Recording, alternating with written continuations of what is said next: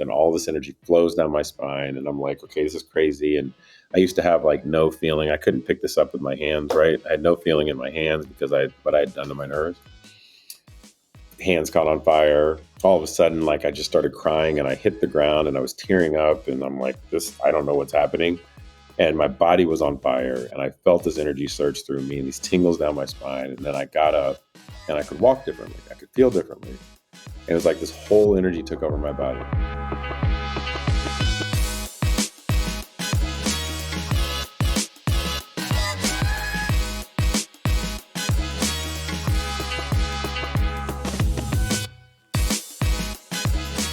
Welcome to the Awaken Magazine podcast, where we feature inspiring leaders who are helping our world awaken to love. I'm your host, David Trotter, and today I want to share with you a fascinating conversation with Sean Clayton. He's a life and business strategist, a spiritual coach, and an abundance alchemist who shares his wisdom in the most incredible videos on Instagram at Abundance 10,000. Now, in this conversation, he shares how he overcame childhood trauma, divorce, depression, and a prison sentence in order to find healing and purpose in his life. He also introduces us to the science of abundance and how that has helped him heal and create abundance in his own life and in the lives of his clients. Now, if you haven't already, be sure to subscribe to the Awaken Magazine podcast on Spotify, Amazon Music, Apple Podcast, or YouTube. Leave a rating or a review. That's a way that you can help us spread the word about the show to other people. And one of the best ways is just by introducing them to the podcast. Say, hey, check out this interview with this guy, Sean. It's incredible. Yeah, they'll thank you. Hey, let's jump into my conversation with Sean Clayton. Sean, thanks for taking some time to connect with us today. It's great to see you. Yeah, David, great to be here. Thank you for the invite. Yeah. Today we're going to be talking a lot about abundance. And in our current U.S. economy, a lot of people are feeling the lack of abundance in their life. And a lot of things with shifting going on, I guess, the last few years, it feels like it's negatively impacting quite a few people. Yep. What encouragement, as one who is focused on the science of abundance, what encouragement would you give us today in the midst of our current economy? Yeah. So, one, I look at abundance through two different lenses. There's the abundance that we've been taught and there's the abundance that we know. And those are two totally different things, right? The abundance that we've been taught is a financial structure based on this thing that we made we made a decision at some point that we need to pay to live on this planet for whatever reason. And that's great because it creates a aspect of giving and receiving that when put in balance, really beautiful things start to happen. What has happened over, I would say, the last 2,000 years, okay, if not longer, is that things have very much so escalated through a patriarchal system and construct, okay? That patriarchal system has been out of balance. It hasn't been an embodied masculine version of it. It's been a very much so taking. It's been built out of fear. And when you look at the current condition of, if I took the Gen Z population right now, 42% of them have mental health issues. If I take, millennials, I think they're sitting at around 37% have some mental health issues. When you have what we would consider as a mental health issue, I'm going to put this in quotes, most individuals, when they're in those states, don't have a sense of worthiness. And if I don't have a sense of worthiness, I'm constantly looking at the outside world to affirm me. And if I'm looking at the outside world to affirm me and it's constantly out of balance and I don't know the space of within, then how could I ever achieve abundance? Because I'm not building it from the inside out. I'm using the outside world to affirm this within myself. So with that being said, right, the fact that we have allowed the tail to wag the dog of ourselves, we have allowed the illusion of the world, which is less than 1% of all visual spectrum of light, in order to dictate the world that we live in, puts us in a space to where no wonder that we have this sense of a lack of financial abundance as well as self-abundance. And so how do we course correct that? How do we fix that? The deepest place that we can go, and this is one of the things, when Nikola Tesla said 369 are the keys to the universe, there is a very specific structure when you think about dimensionality. And I have something that I teach in my classes where each individual has 3 dimensions of self, okay? They have a dimension of initiation. How do I start myself? A dimension of integration, how do I integrate myself? And a dimension of depth, how do I know myself? Right? If I'm not doing those on an ongoing basis, I don't fully love myself. And that's the concept of three. And once you have that three in place, it allows you to expand yourself into the sixth dimensional framework, which was the six. And the sixth dimensional framework is where you are walking in the purpose of your plan that was created for you by the one mind, by the divine. Okay. That knowing of self allows you to transcend time. It allows you to transcend spirit. And it puts you into a space where that spirit and that time start to work for you. What I mean by that is that the time space is when you become fully present, you start pulling the past and the future together. I say you remember your past and you remember your future, and everything becomes now. You're no longer looking to figure out what's coming by using evidentiary proof from the past and what people are telling you. You're actually creating it from a space of within and not in a bypassing place. It's just you have this knowing because you know yourself. So the imprint that you place on humanity is from within. Then you get into the whole concept of spirit. Well, that we always say there's this polarity of spirit. There's good and bad. There's God and the devil. There's all of this crazy stuff that's out there. And the first 7, days of creation, in every every book of religion, right? God said, created, whatever. It was good. It was good. It was good. It was good. God never said it was bad. God never said or judged any of its works. It just said, and it was good. So we all of a sudden say, okay, well, the thing that happened in this country is bad, or the thing that happened to me, I use myself as an example. When I was 9 to 14 years old, went through a very aggressive state of sexual abuse from a family member. I can look at that and say that was really, really bad. I can judge what was created for me and by me, which sounds kind of weird to say it when you think about it. Okay. For me and by me, to love myself more right now. And once I have that recognition of it, then I can actually see it all as good. But that good isn't saying, hey, go do more of that. That good is healing the off energetic construct that allows me to let go of that past from a healing perspective, stand in a state of full love. And now I'm walking in the sixth dimension of my purpose because I have a very clear channel of what the one mind is giving me into my heart. Then you escalate to the ninth dimension, right? Because there's only 9 numbers in the universe, 1 through 9. Okay. No matter what you do with it, the 0 is a placeholder, but everything is 1 through 9 over and over and over again, just combine numbers. And that 1 through 9, when you go to like 10, you do 1 plus 0, you get to digital root back to 1. So you're back in the first dimension again. So once you get to 9, you go to 1 again. It keeps going over and over again. And what I say by that is that when you go from 7 and 8 dimensional frameworks and you get to the point of 9, 9 is the plan of God for the all, but the 7 is why they say keep the Sabbath holy, is when you get to that 7th state, that is the bridge from I to we. And we have all these clues around us. 7 chakras, 7 colors of the rainbow, 7 body systems, 7 continents, 7 days of creation, 7 hermetic principles. It's like 7's all over the place. Okay, so we have this code and this key that's been left for us, and we just like, oh, it's just 7. I don't know what it means. And so that's the bridge from I to we. And then once you get to the 8th dimension, that's we. It's why it's the whole infinity sign. And being able to see myself through your eyes, my eyes, the eyes of everybody else. And then we have so much empathy that allows us to move into a state of victory. And victory is where everybody wins. And we set a beautiful foundation of sovereignty for ourselves. So when you can start to understand that code that was left for us, and that when we get into a state of non-judgment, non-righteousness, so we can constantly move into an aspect of love, and we can understand the depth of ourselves, truly, like we become full 3-dimensional beings. Most of us are like, hey, I want to go do the bliss money thing. I want to be a 5th dimensional person. And we go chase the thing. But we don't even know how to love ourselves. I have no idea like what's going on inside of me. Then how can I go actually integrate anything in my life elsewhere? And then when I do become 5th dimensional, I now judge everything that was my life. And therefore I said it was bad and I don't want to be that. But I haven't integrated that learning. And so for us to really start to move, to answer the question, so it's a long way around the block. For us to move into full abundance, we have to understand these keys, these codes, this 369, this math of God that was created for us. And once we understand that, all the world comes to us. All the world shows up in a beautiful reflection of ourselves, because the world always shows up in a beautiful reflection of yourself. Sometimes you just don't love yourself, so therefore the world doesn't love you back. Mm.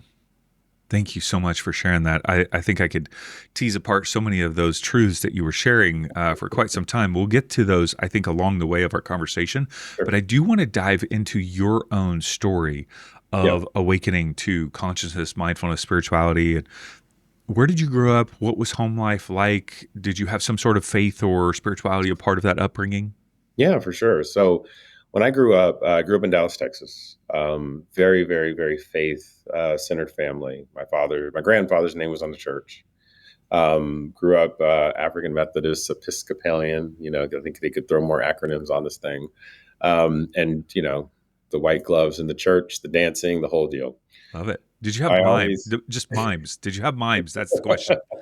that's what they no, we didn't have. They should have had mimes, but they No didn't have mimes? Okay. no All right. mimes in this. And I've seen the mimes though as I got older. But yeah, it was interesting, and I always felt like there was something off, like something never set in my stomach when I would go to church. But I would go, and you would get the mints out of your grandmother's purse, and there was always these smells and these things, and I have a very vivid recollection of that time. Um, and about 8 years old, I started to like write these hieroglyph things, like, and I was so fascinated with Egypt. And we had a bunch of people die in my family that year. And in that window of time, we would go to these funerals. My grandmother would take me to all of them because it was in the summertime. And I asked her where people go when they died. And she goes, oh, they go to this place called purgatory between heaven and hell until the judgment day comes and then something happens. And I said, well, how is there time when we die if we created time? And she's like, what do you mean? I was like, well, when you die, there can't be a clock. So how is there a place of waiting if there's no clock? And what does that clock mean? And how long does it last? And I just kept asking these questions. She's like, I don't know what you're talking about. This is crazy. I was like, no, when you die, time doesn't exist. Like, you just have to be there. So we're all together. So therefore, I'm with the people that have already died and they're already with me. And so, like, we're all one, like, already. And she thought that was not okay. Have another mint. so, one of the interesting situations in growing up with her is that, 3 days after I was born, my aunt, her daughter passed away. And so I had this feeling that I was looked at as something that was like wrong, because it was like, I come in, this person goes out. And she lived with a lot of sadness, and you feel that growing up. And so, of course, probably me talking this crazy stuff, for the next several summers, I got sent to my grandmother's house in California, and one of my family members there had lost his father to suicide in front of his family. And he was a little bit older, and I would go up there, and he would take out his frustration on me sexually, because he was blooming in himself, in his puberty and whatnot. I was only 9 years old. And so these things started happening to me from being very much so attacked for the next several years. That all of a sudden you have this, like, you felt like I had this awakening of like, oh, this is some interesting information, to now I'm very reclusive, and if you think about the law of rhythm and the way the universe works, it's like, you're going to have these waves. Being able to look back on them and love them all, that's the gift. So as I get older in life, that happens. I go a little bit further down the path. I'm constantly looking for the world to affirm me, get good at athletics, get good at school. I'm just like, somebody tell me I'm doing a good job, because I don't know what I am anymore. Get out into the workplace, outwork everybody. All of a sudden I'm like, making good money, using that money to attract individuals in my life. Constantly bleeding cash because I'm working to please the entire world outside of me. Got into medical staffing, was super depressed all the time, tried to take my life 4 times in my 20s, from literally, slitting my wrist to putting a gun to my head, trying to pull the trigger 4 times. And I should have been gone, taking a full bottle of pills to hanging myself. And none of it worked. I'm really bad at that, apparently. But for a good reason. Right. And then, it's funny how you save yourself, like there's an intervention, and they always say, God only intervenes when it's absolutely necessary. The spirit will intervene when it's necessary. And there were times of intervention that I could look back on and be like, okay, there's that. And it's part of the divine plan of your flow so that you can stand in your purpose one day. And then I started my own company with my godfather. He embezzled a bunch of money, disappeared. I ended up taking the hit for it and went to prison for I had a 46-month sentence. So I spent about 3 years in there, between 29, 30 to 33 years old. For financial reasons? Yeah, it was a financial crime that was committed, and then I was in there, right? And that was a whole experience in itself, right? It was during the like the Lehman Brothers and housing crisis and all that, and lost everything. Family, son had just been born. He was 1 year old when I went in. Now he's 16, and got out. And in there, I'll explain that. It's almost like seeing the world. I have to imagine it's like seeing the world through the way God sees the world. You're watching it, moving on. You can do nothing about it, or choose. I mean, sure, God could do something about it, but you do nothing about it. You just watch people just go through their stuff, and you have to accept everything. And you have to love where you are so much that it becomes a gift for you. Um, and so prison became a gift for me. It became my new way of living, my new way of life. And I was actually felt more free in there than I had been for the next 5 to 10 years afterward. Felt freedom.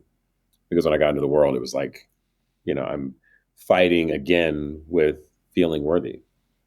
You go out, you have no clothes, you have no money, you walk into the world, everybody has stuff, and you're like, well, I need stuff. Right? Everybody has a car. Well, I need a car, right? Everybody has a job. And then, you go to the halfway house and you're on a bus line and you have to work at a place off the bus line. And those jobs only are so many things. And you go from being this person as an executive to being like, all right, I got to go work at a McDonald's, or I got to work here, or whatever. And it's really interesting when you think about the economic system around how they place transportation and the jobs that you can get off of that transportation associated with, your ability to be successful in life, right? It's wild to watch it. And so I ended up, before I went into prison, I had to, my pretrial was in a halfway house. Sorry about that noise. My pretrial was in a halfway house, and I got to work and I got to sell cars in this halfway house. So while I was there, I was watching the person selling the most cars. They were doing internet marketing, and I'm like, oh, well, I can maybe learn how to do that. I started buying my own ads and then outperforming literally the entire dealership by myself, running ads to myself. Got out, did the same thing again while I was in prison. I learned all about digital marketing at a really deep level, and then did it again. And all of a sudden, I was doing like crazy money. I was like, okay, this is wild. And that set my trajectory for where I am now, which I guess I was always had the trajectory set. It just, you could see it very clearly. Started my own marketing agency that led me to New York, which I ended up meeting my now wife. Her name's Sophia. She was like, when I got there, I'm just kind of a mess. I'm flying back and forth to Dallas, visiting my son all the time. And she's like, you just need to calm down and meditate. I'm like, sit still. What are you talking about? Like, I thrive under stress. I need to be stressful. I need to have this stuff. And she's like, just meditate. Like, I was like, fine, I'll try it. So I sat in stillness and I didn't get it. I'm like, I need to go do something. So I got up and started doing stuff. And then one day, one of her exes who ended up passing away from ALS, he sent her a video by Sadhguru, and I watched it with her. And I'm like, this is interesting. The way he's talking about things, it's just like a whole other perspective. And it was on a Tom Bilyeu show. And then I started like taking in all this because I'm like a rapid consumer of information. So I started speaking like Sadhguru and saying the things, and would go back home to my family and they're like, you are nuts. And I was like, none of it really landed. It wasn't my language. It was his language. Then I just started watching all these Tom Bilyeu videos of like Jesse Itzler. And, then I ended up on Joe Dispenza. And I avoided the Joe Dispenza one like the plague for the longest time because I was like, it's a little funny. This is back before his hair was doing different stuff. And I was like, I'm just going to leave that alone. And if it's your thoughts can make you sick, your thoughts can make you well. And I had a thyroid condition, and I'm like, I'm just taking medicine. I'm fine. And so watched the video, and it blew my mind. And then I started to, went on Gaia, watched his Rewired thing, went and a little further, took his class, ended up in Marco Island in the middle of COVID, and took the live thing, right? The 7-day workshop. And that's where I had like this massive breakthrough, huge. And when I was there, I was down to this is a crazy part of the story. I was down to my last $2,500. I was running a marketing agency, and it wasn't doing great in COVID because people were like, we're not buying this. We're saving our money. Right. And for my first day in that retreat, I'm watching all these people having Kundalini awakenings and popping off. I don't know if you've ever been to one of those retreats, but I have not. No. Yeah. Yeah, it's like a fit session, and 2,000 people in there, and it's just and I'm like, what? This is meditation? So I was like, I don't get it.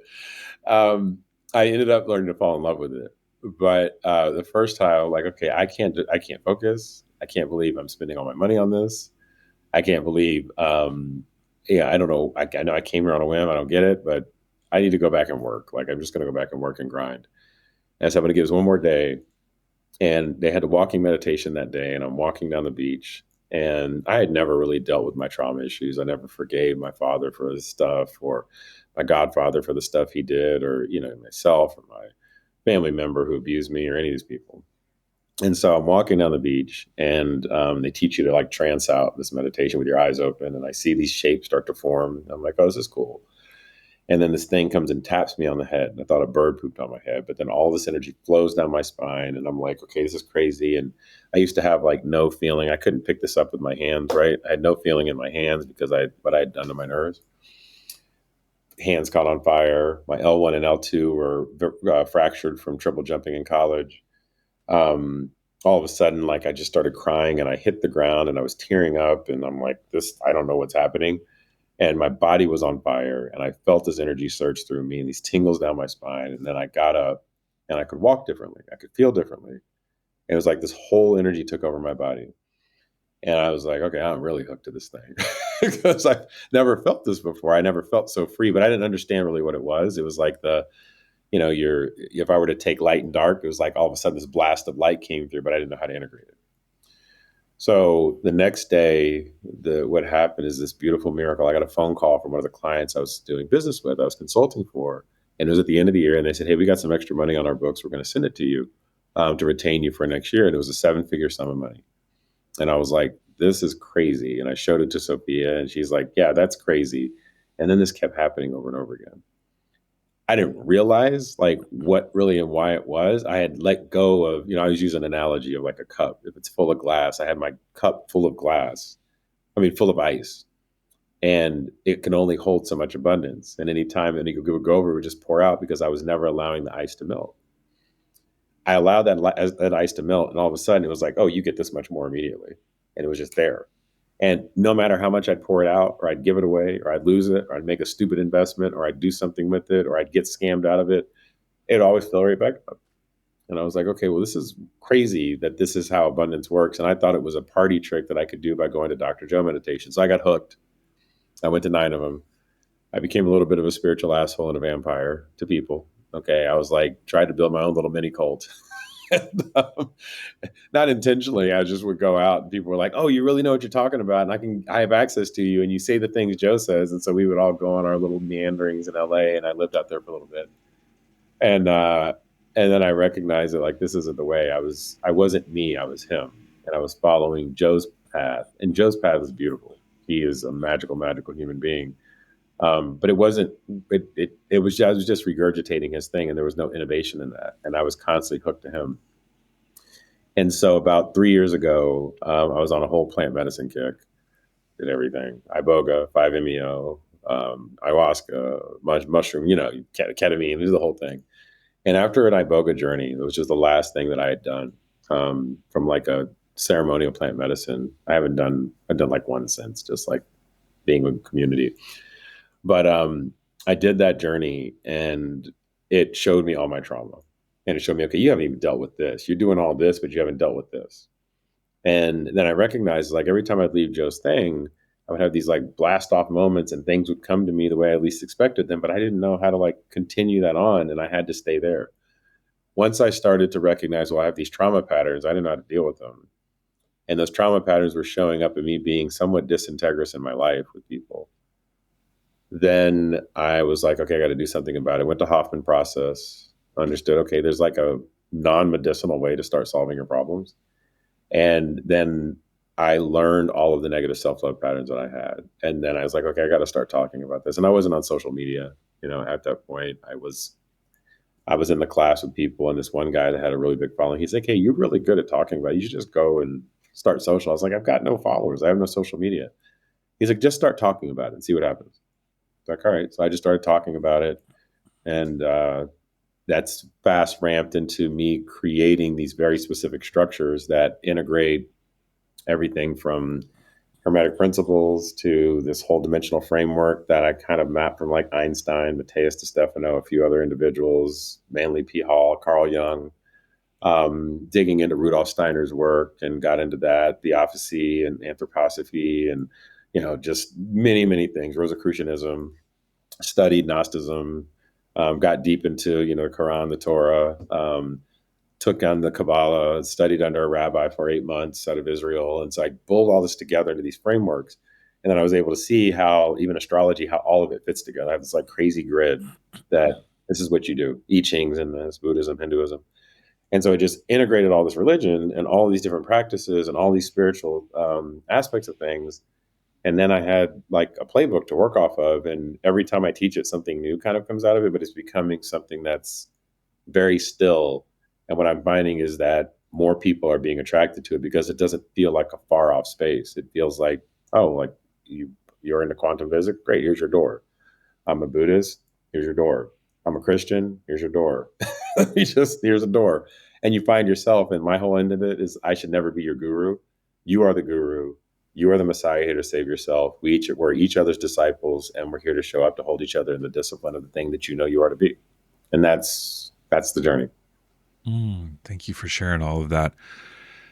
One of the things that you obviously are focused on, your website is scienceofabundance.ai. How would you, I guess, describe science of abundance? Like, why did Yeah. you choose that for the name of your business? What does that mean for you? Yeah. So when I first got kicked off, I was starting as like, I'm going to be this abundance alchemist. There's abundance and there's alchemy, and abundance isn't money, but it's this energy of the divine. So there's an energy of the divine or the one mind or God or whatever you want to call it, the unnameable. And then there's a very scientific way of being able to bring that into life. What I found as I've gone deeper into my journey is that there have been these ascended masters that come through life. And what those ascended masters are really great at doing are being able to practically apply esoteric and mystical knowledge into the hands of the many. Okay. And so when they can do that and it becomes not a far off thing that you do, it's not like, hey, there's just this magical guy that walks on water all the time. There is actually a very specific structure and way to do this. And you take the science, which is the practice, and the ability to repeat the thing over and over, take the theory, take the practice, and do it over and over again. So I started doing that. I'm like, oh, and then I put it in a book. And I'm like, well, here's a book. You can follow these things. You can do it on your own if you want. And if you don't want to do it on your own, and if you really want to ground yourself in the theory and the practice and the understanding of it, then there's a deeper spaces that we can go. And so, my theory on, what I feel like this maps very closely to is you call it the walk of Jesus, you call it the walk of Krishna, you can call it the walk of Buddha, any of these people. When they get persecuted and people start pushing them away, okay, it's because they're teaching the masses something the elites don't want them to know. Okay. And when they teach the masses the thing that the elites don't want them to know, the elites then lose their power. And then in essence, you have to do something in order to suppress that. Right. And if Jesus, Yeshua, at the time had all this esoteric knowledge and he was sharing it with the world and showing them how to do what this thing is. And one of the things that I learned, like in the Sefer Yetzirah, there's all of these practices that if you do those practices, you can actually like create new realities. Like you can make things happen. You never do them out of integrity. You never do them to hurt anybody because you hurt yourself in the process. And it's like the most painful thing you could possibly do. But when you walk that path and you do it in love, there are very specific playbooks. And that was given from the days of Abraham to Isaac and Ishmael, and then splintered down. And those brothers disconnected. And then there were things that sat in between them that kept them at odds. Those whole lineages. Right. And that thing that kept them at odds was ego. Right, was a power struggle, was somebody looking to take that mystical knowledge and hold these two things separate so that it never comes together and actually allows humanity to have this global expansion. Because if you look at Judaism, less than 0.2% of the population, they have this imprinted in their DNA. The oral tradition, the way they can execute on it is literally imprinted of what they can do in this linear process in order to be able to take mystical knowledge and make it very practical. On the other side, Islam does a phenomenal job of being able to take, and they're almost like blockchain. If I were to take technology, they haven't changed their scripture. They are very disciplined in what they do. It happens over and over again. And it's like an unshakable movement, but they don't have this. You put those two things together, you imagine the entire, it's like something dripping in water. It just like spreads it out globally. And there's no accident to me that the contention between those two religions is very intentional. Okay. And it's because we don't stand in worthiness. So the science of abundance is showing us how to stand in worthiness and how you bring those religions together, how to unify that instead of being something that sits in the middle that holds, right, the separation. It says, hey, Jesus, go look over there, go chase that guy, go follow him only. And he's your only way to get there. And if anything gets in the way, push them apart. And so Islam is getting in the way and Judaism is getting away. So we're going to go on a crusade and mess that up. Right. And so, anytime you see what's wild, this is, I'm going long answer, but it rounds back into the thing of science of abundance. Anytime you see a mass ascension of a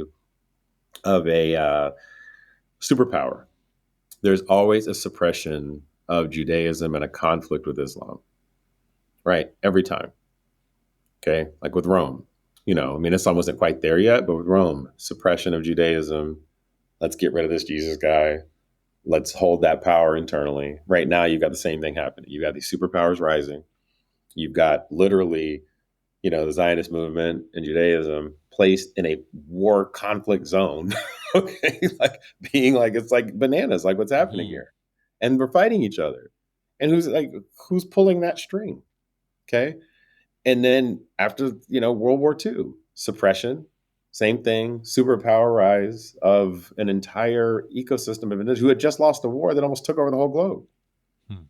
There's something magical inside of that code that Mhm. when we unlock that, we as human beings completely heal this planet. Mhm.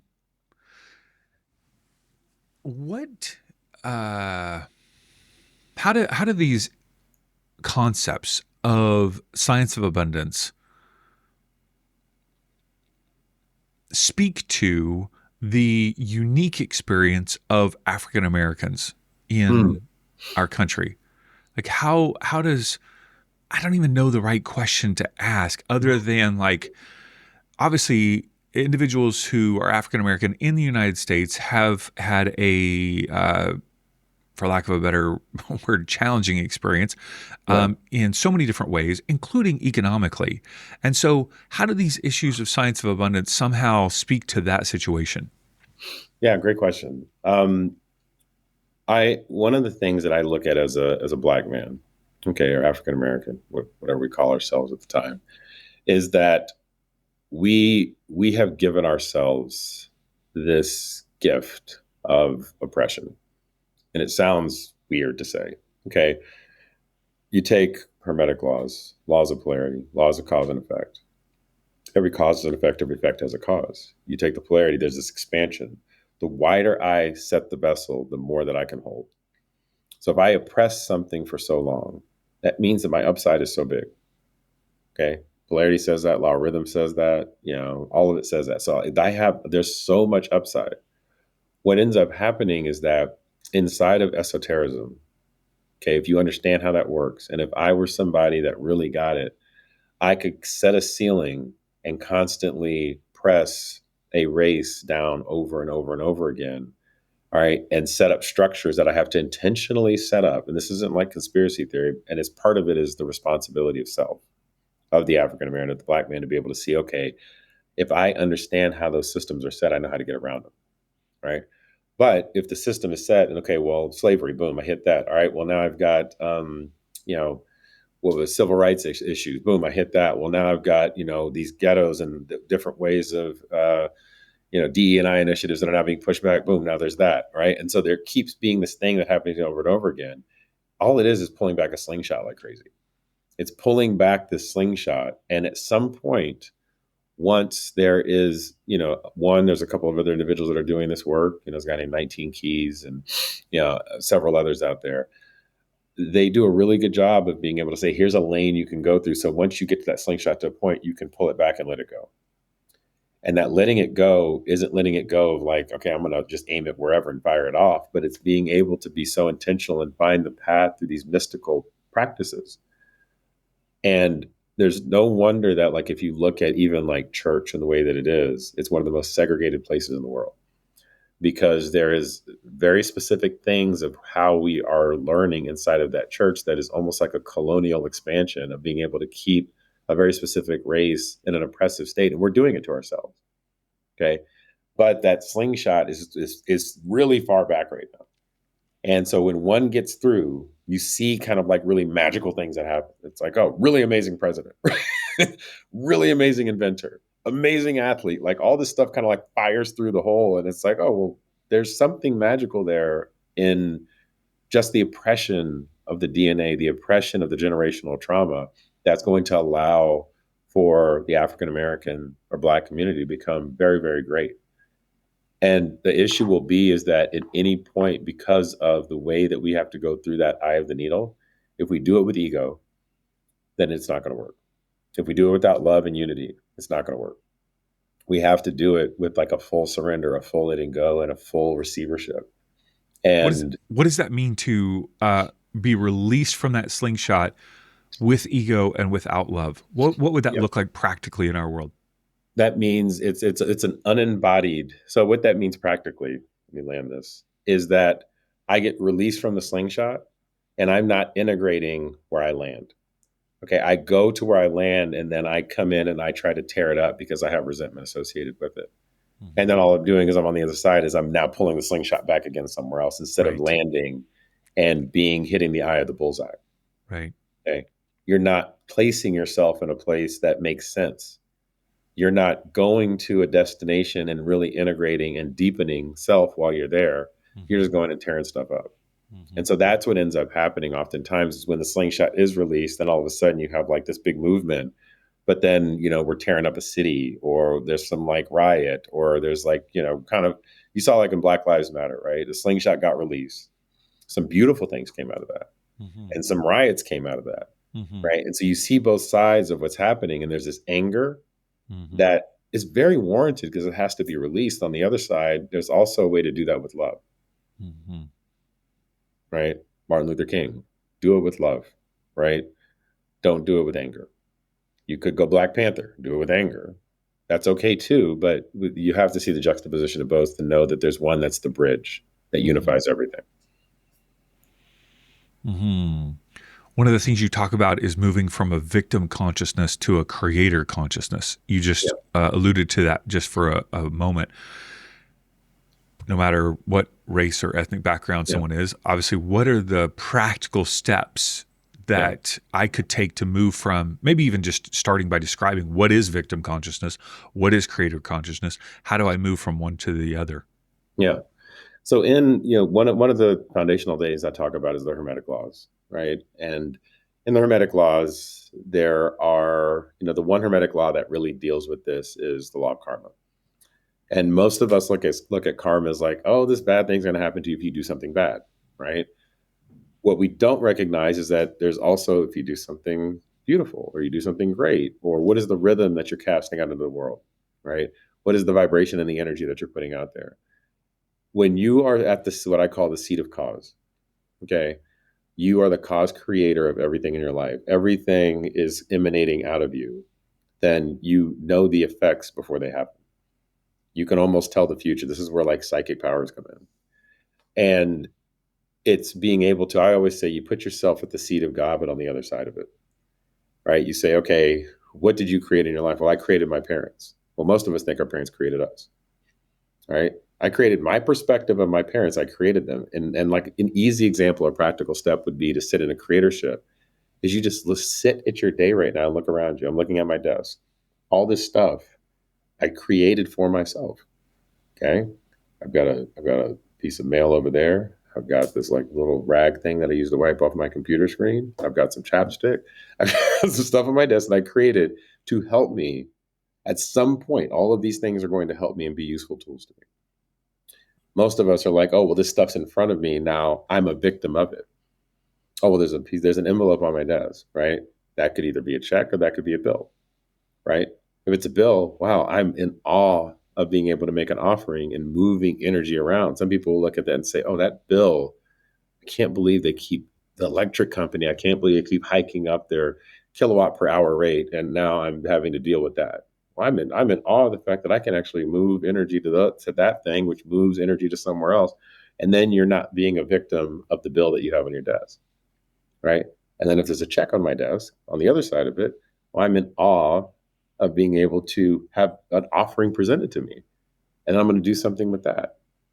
And so it's just taking the perspective of moving into a state of awe, into a state of wonder.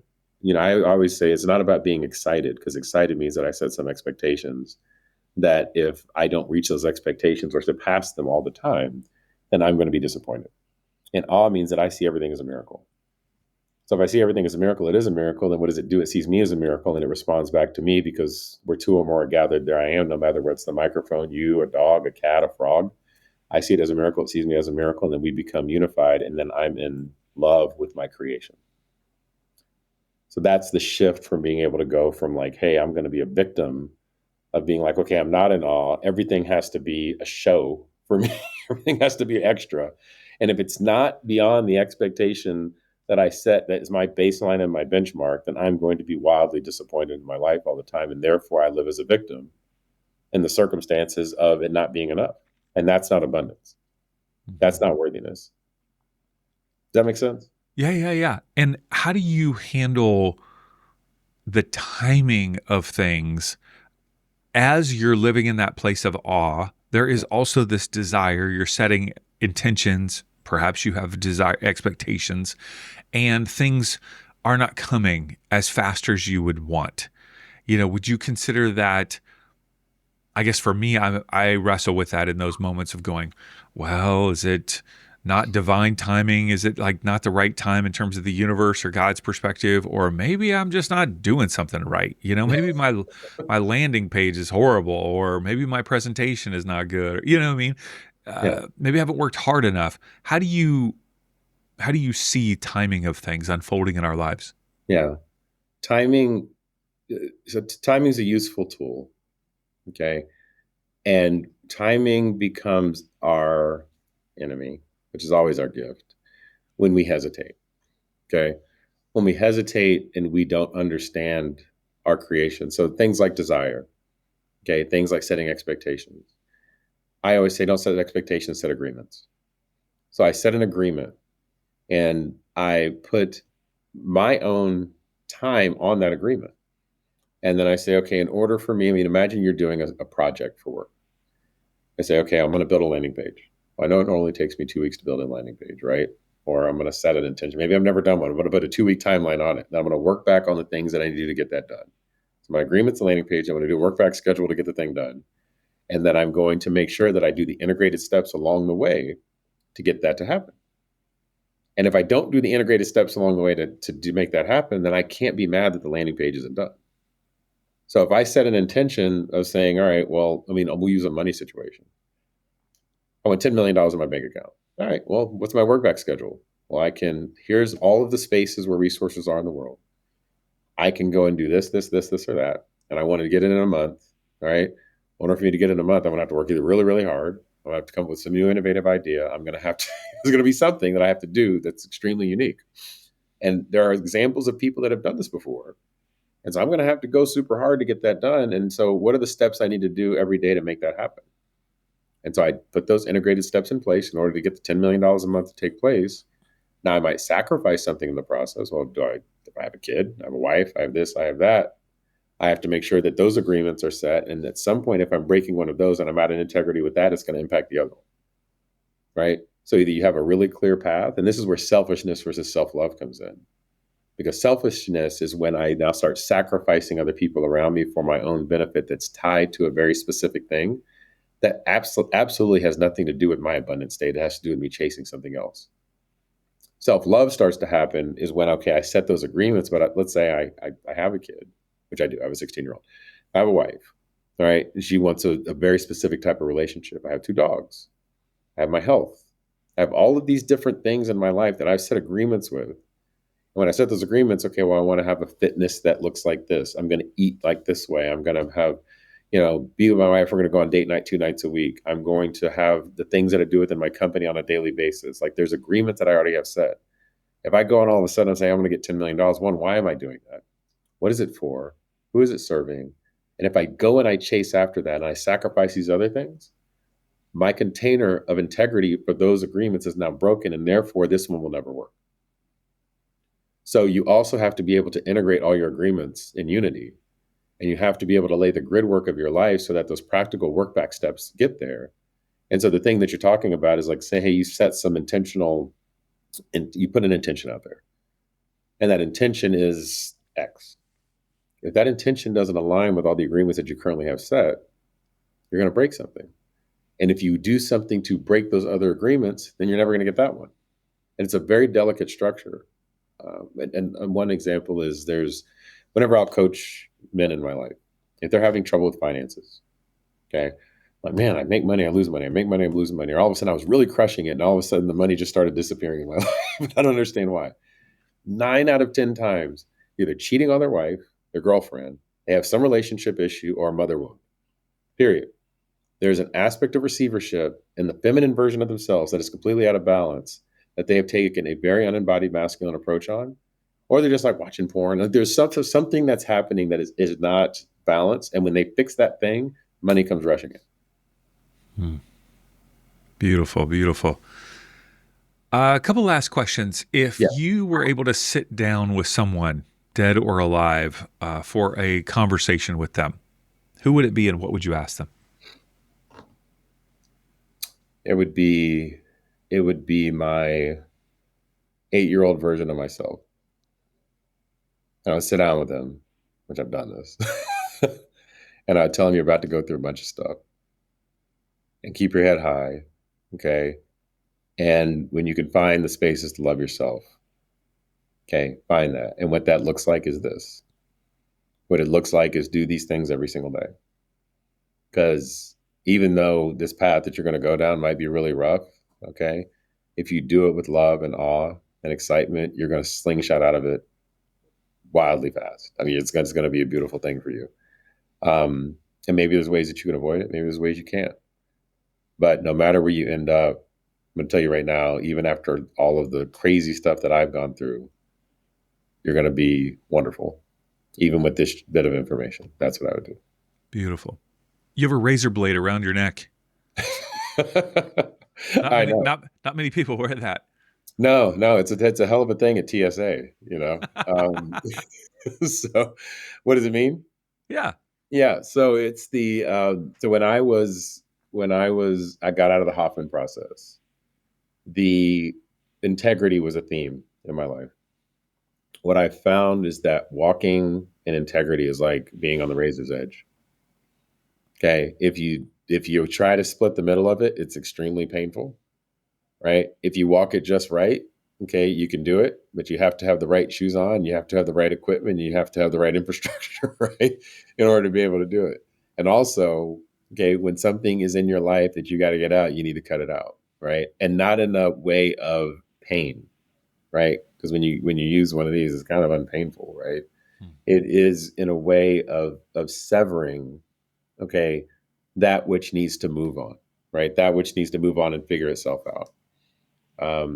And I always use this concept. It's not about separating.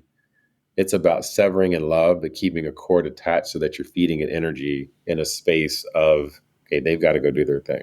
You know, it's happened with my son recently. You got to go do your thing, right? And yesterday, like, we had this beautiful drop in, and he's like, Dad, thank you for letting me do my thing, because I get it now. I get where I was going, even though for like 5 months it was tension. So, yeah. Beautiful. So I know that you can work with people, or people can work with you through one-on-one coaching, but you also have some online offerings. What would you suggest if someone's interested in the things that you're talking about? What would be the next step to work with you? Yeah, 100%. So most people find me through Instagram, which is Abundance 10,000. So they can get there, and that's like a starter kit, okay, of just information and drop in and make it as entertaining as I can make it for some of these information and knowledge. I have a Science of You class. So generally the next step after that for, quite a few individuals is take that. There's a self-paced version of it where you can go back and watch some of the former classes that we've done. That's a little bit less expensive. And then there's a live version of it that we do once a quarter. And that is, it's $197 for the live version. It's $97 for the replay version. And people really like it. The testimonials have been amazing. And then generally 20 or 30 of those every single month will graduate up to a Resilient You class. And in that Resilient You class, it's where we really integrate letting go of the trauma patterns, being able to integrate how you do this mystical knowledge, how you walk in life. And we have community that ends up holding each other accountable to make this thing a reality. So one is the teaching and the next one is the practice. Mm-hmm. scienceofabundance.ai and Instagram, which I would really encourage people to check out. Amazing reels, Abundance 10,000. Sean, thank you. Thank you for sharing your story. I know you've shared it a million times, but I just appreciate you sharing it once again for our audience, people that, are just getting to know you. Appreciate your wisdom, and thank you for how you're investing in our world and investing in people. It's so beautiful. And I feel your genuineness, your love, your desire to help others. So thank you. Yeah, no, likewise. Thank you, brother. I appreciate the invite. This has been a beautiful thing, and everything you're putting together, the world needs it. So thank you as well. Thanks for listening to the Awaken Magazine podcast. If you enjoyed this episode and our other conversations, would you mind taking a moment to leave a 5-star review and maybe even a comment on Spotify or Apple Podcasts? That's one of the ways that you can give back to the show and help us reach more people. And of course, feel free to share the episode with a friend. And if you're not already on our email list, we send out an inspiring email every Monday morning full of articles and interviews. Just head on over to awakenedmagazine.com and click subscribe and join for free. Our hope is that all the resources we share will help our world continue awakening to love.